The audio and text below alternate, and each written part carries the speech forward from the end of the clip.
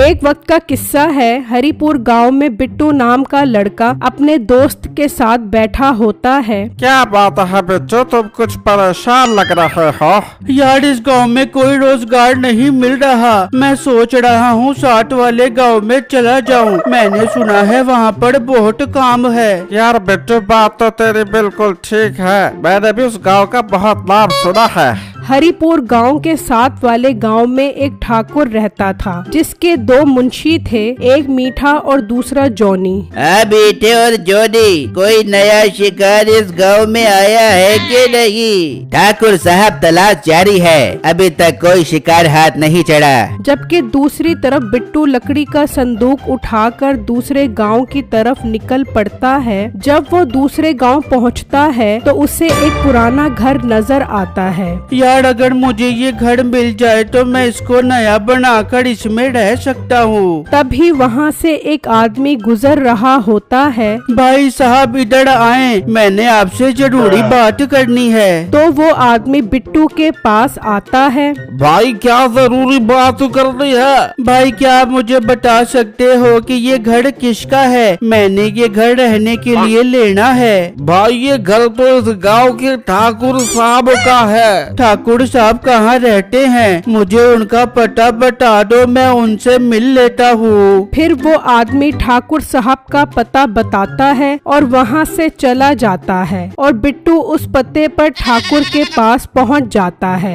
आप ही इस गांव के ठाकुर साहब हैं? हाँ, मैं ही ठाकुर हूँ। तुम मुझे इस गांव के नहीं लग रहे हो। जी ठाकुर साहब, आपने सही पहचाना है। मैं 60 वाले गांव से यहाँ काम की तलाश में आया हूँ। लड़के, काम तो तुम्हें मिल जाएगा, पर तुम इस गांव में रह कहाँ रहे हो? ठाकुर साहब, वो मैंने इस गांव में एक पुराना घर देखा है। मुझे किसी ने बताया है कि वो घर आपका है। अच्छा, वो घर? वो तो काफी पुराना है, तुम वहाँ नहीं रह सकते, वो किसी वक्त भी गिर सकता है। ठाकुर साहब, मेरे पास बहुत पैसा है, मैं उस घर को नया बनवा लूँगा, बस आप मुझे वो जगह दे दें। अच्छा, तो तुम्हारे पास काफी पैसा है, फिर तुम परेशान क्यों होते हो? मेरे पास मजदूर हैं, वो तुम्हारा घर बना देंगे। ठाकुर साहब, ये तो बहुत अच्छी बात है, मैं फिर आज ही काम शुरू करवा दूंगा। रुको, मैं तुम्हारा मसला हल करता हूँ। मीठे और जॉनी इधर आओ। फिर मीठा और जॉनी आते हैं। मीठे और जॉनी, ये लड़का इस गांव में नया आया है, इसके साथ चले जाओ और पुराने घर को नया बनाकर साफ कर दो।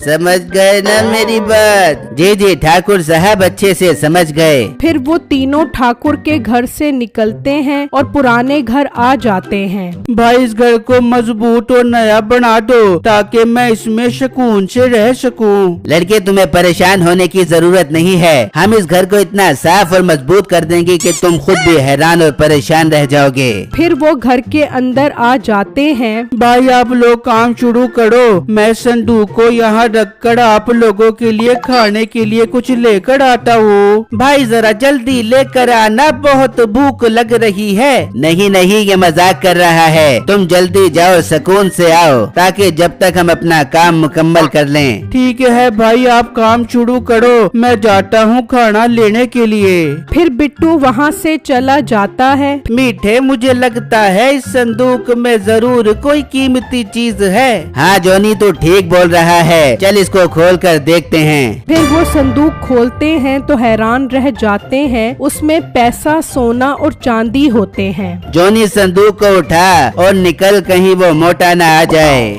फिर वो संदूक उठाकर वहाँ से चले जाते हैं और ठाकुर के पास आ जाते हैं। वाह जॉनी और मीठे, तुम लोगों ने कमाल कर दिया। चलो इस संदूक को मेरी अलमारी में रख दो। जबकि दूसरी तरफ बिट्टू आता है तो देखकर हैरान रह जाता है। हाय, मैं लुट गया, मैं बर्बाद हो गया, मेरी जिंदगी की सारी जमा पूंजी वो चोर लेकर चले गए। बिट्टू परेशान ठाकुर के पास आता है। ठाकुर साहब मैं लुट गया, मैं बर्बाद हो गया। लड़के क्या हुआ है, जरा सुकून से बताओ। ठाकुर साहब वो जो मजदूर आपने मेरे साथ भेजे थे वो मेरा पैसों और सोने चांदी से बड़ा संदूक चोरी करके ले गए। ओहो, ये तो बहुत बुरा हुआ है। तुम मेरे साथ चलो, उनको ढूंढते हैं। अगर वो मेरे हाथ लग गए तो उनको ऐसी सजा दूंगा कि वो याद करेंगे।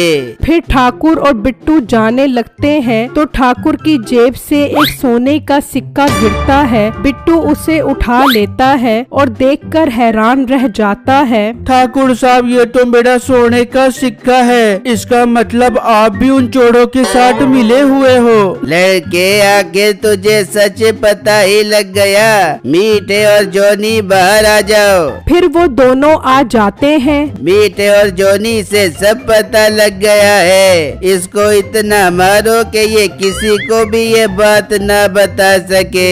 नहीं नहीं ठाकुर साहब मुझे मत मारना, मैं ये गांव ही छोड़कर चला जाता हूँ। हाँ मोटे, जल्दी से ये गांव छोड़कर चला जा। ऐसा ना हो कि तू हमारे हाथ से मारा जाए। बिट्टू परेशान वहाँ से चला जाता है और जंगल में एक दरख्त के नीचे आकर बैठ जाता है। ऐ मेरे अल्लाह मेरी मदद कर, मैं बहुत मुश्किल में फंस गया हूँ। तभी वहाँ एक बूढ़ी औरत आती है। अरे बेटा तू इस जंगल में क्या कर रहा है? ये तो बहुत खतरनाक जंगल है। जा बेटा यहाँ से चला जा, वरना यहाँ के जंगली जानवर तुझे मार देंगे।